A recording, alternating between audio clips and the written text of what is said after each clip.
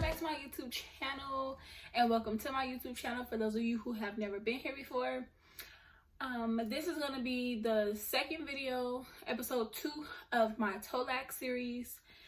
And in this video, guys, I'm going to be talking about what I'm doing to prepare my body for a Tolac. So if you're interested, stay tuned.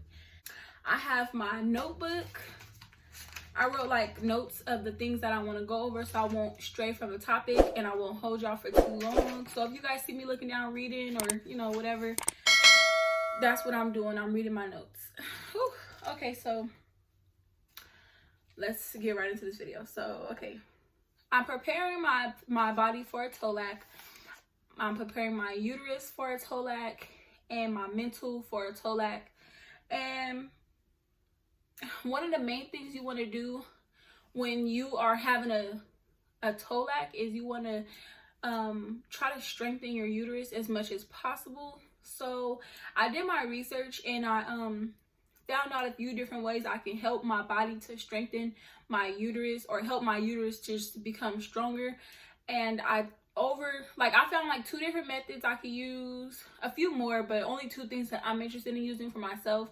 I talked to my doctor about it. She agreed. She gave me the recommendation of like when she think I should start to take these supplements and to help and to, you know, do these things. So I just want to go over some of the things with you guys. The first thing is red raspberry leaf tea. So if you guys don't know, red raspberry leaf tea is very good for women's health overall, but it's especially good for me and you if you're trying to have a Tolac also. It's very good for us because, let me see, it tones the uterus. It tones the uterus and it makes the uterus stronger, and it's proven to even help with pains during and after labor. So it just helps you with those contractions, and it helps you with any pain that you might have after labor.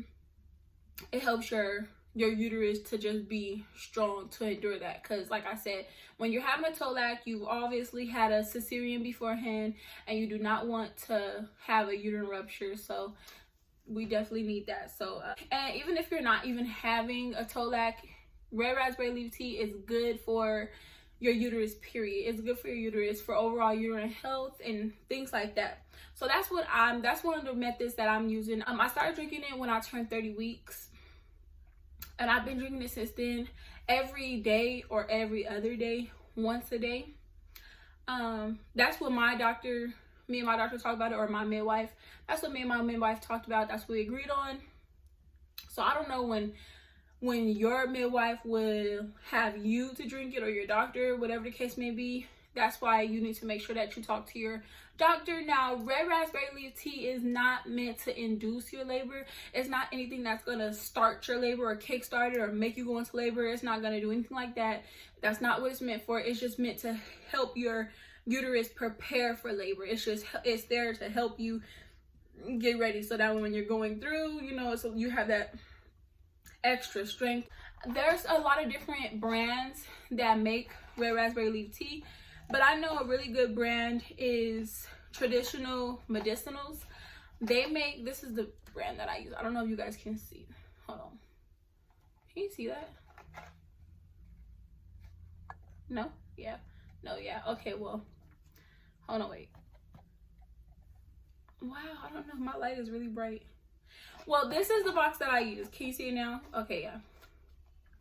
This is the brand that I use, and they come individually pre-packaged like this, you know, just a regular.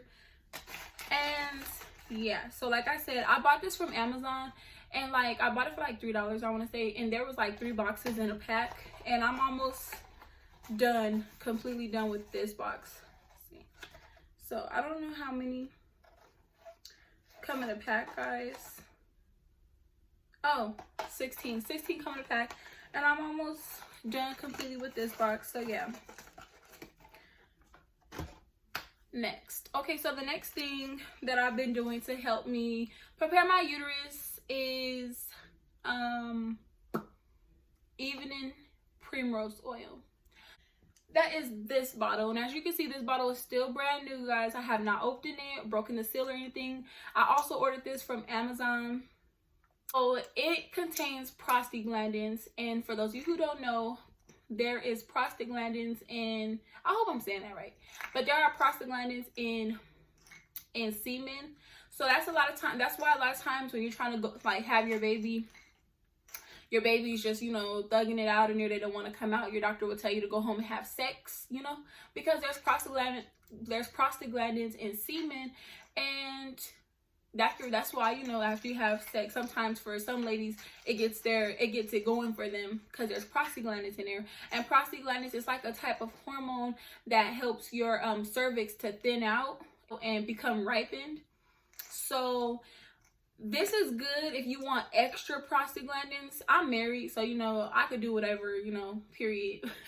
But I also want to make sure that I have a short labor. You know, if your cervix is ripened, then your labor won't be so long. You won't be there so long because it just get it going.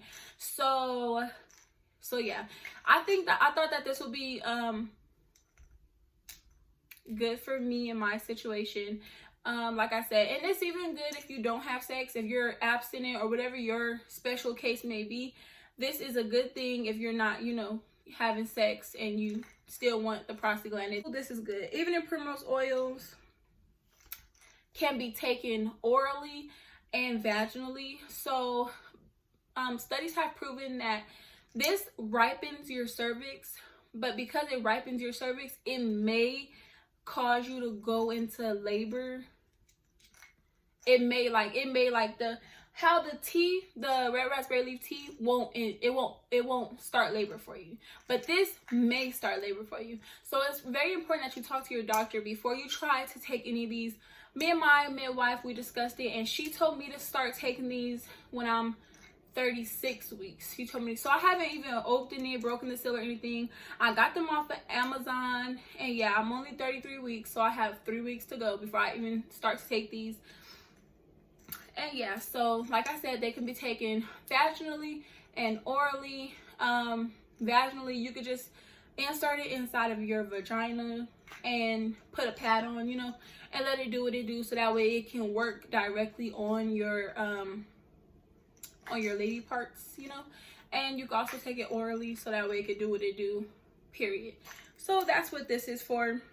I don't want to be in labor for a long time, just because my body has been through so much, and it hasn't even been that long since my last pregnancy. So I don't want to put too much on my body. I want to just make it as easy for myself as possible. So yeah, that's what I'm using. So I'm using the red raspberry leaf tea and the evening primrose oil, which you can find both of them products on Amazon. So aside from those two things, I asked my doctor what else do she think I can use to help strengthen my uterus, and she told me just to change my diet and or not change it, but to incorporate more uterus healthy foods. So I hope I said that right, but yeah, just to incorporate more foods that are healthy for your uterus and, you know, for your lady parts altogether. So she told me, you know, just foods, like, you know, just healthy foods. So of course I came home and I did my research. Sorry y'all. I came home and I did my research, and I have some foods that I've added to my diet that I also want to share with you guys that will also help make your uterus as strong as possible for your big day. And the first thing is going to be nuts and seeds. So I don't really like nuts. I barely like peanut butter. I just don't like nuts. I'm not the type of person.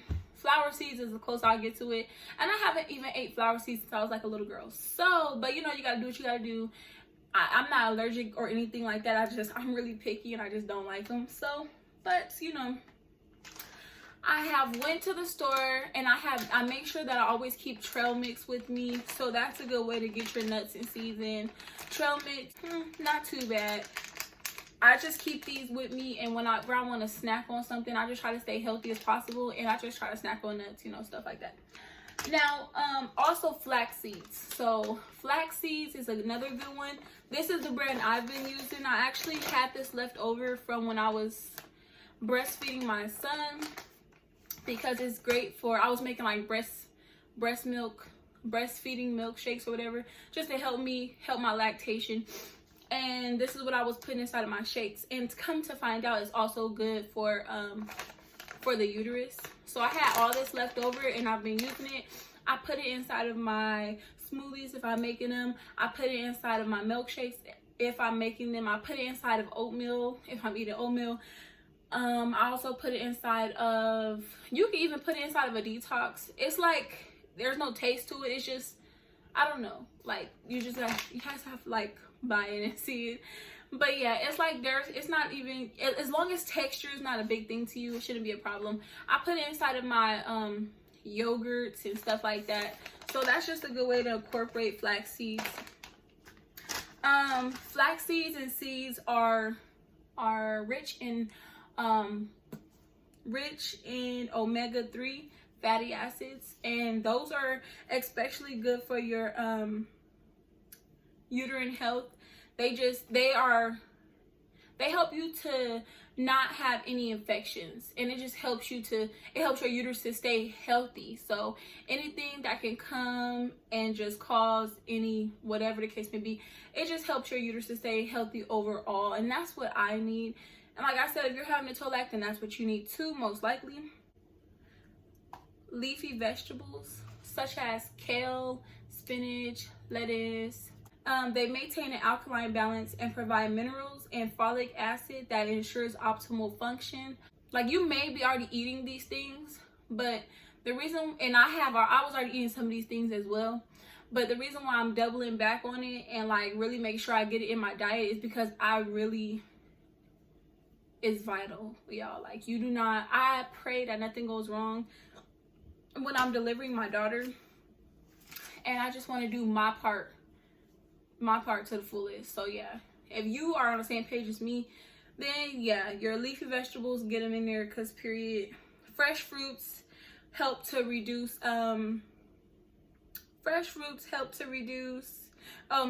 to keep your reproductive system strong and healthy, and to prevent I can't even say the word. Oh my gosh, I can't. To help prevent cancers that will attack your ovaries. I know that y'all probably know exactly what I'm trying to say. I know what I'm trying to say too, but I just can't say it for the life of me right now. But yeah, it helps prevent cancers that, the cancer for your ovaries, ovarian cancer. Ooh, I said it, period. But yeah, it helps with that, guys. And the last one I have for you guys are lemons. Lemons are rich in vitamin C, and since they're so rich in vitamin C, that helps your uterus to maintain immunity from certain infections, or from a lot of infections. So that's basically what I'm doing for as far as how to prepare my uterus and how to strengthen my uterus and just keep it healthy and strong, ready for that big day. And now the second thing that I'm doing to prepare my body and my mental for my TOLAC is breathing techniques. Now, I know that sounds like cliche, real cliche. They tell you to practice your breathing and things like that, but it really is something that you should practice, especially if you're I am trying to have a TOLAC also with no medication. I'm trying to have as least medical intervention as possible. So I don't want no epidural, I don't want no nothing. I just want to be able to do it naturally and have my baby. I feel like that's the most healthiest way to go, and I think I could do it. Like, it's something that I feel like women were put on this earth for, and I don't want to take the easy way out when I feel like I can do it. I know, like I said, it sounds silly, but when you practice, like really sit there and think about it, and in and out, when you go through stressful times, it don't even have to be when you're in labor. It could be like, you know what I'm saying, you arguing with your man, or your kids is stressing you out, or whatever the case may be. You know what I'm saying, your mom just was getting on your nerves. You just be like, you know what, like, it takes so much stress away, y'all. It helps a lot. And it just, it's really a mind thing. So like, you're breathing and it just helps you to just release. At this point, you so caught up in breathing in and out, that you're not thinking about the negativity, you're not thinking about what upsetted you, and you breathing, like, whether you know it or not, it's just like, it's calming you overall. So, and something that I'm using to help me with my breathing techniques is hypnobirthing. My midwife recommended that to me, and I know it sounds funny. Especially for those of you who like don't even, like, you hear hypno and you automatically think like hypnotizing, because that's what I was thinking at first. And I'm like looking at my midwife like, lady, no, that don't even sound real.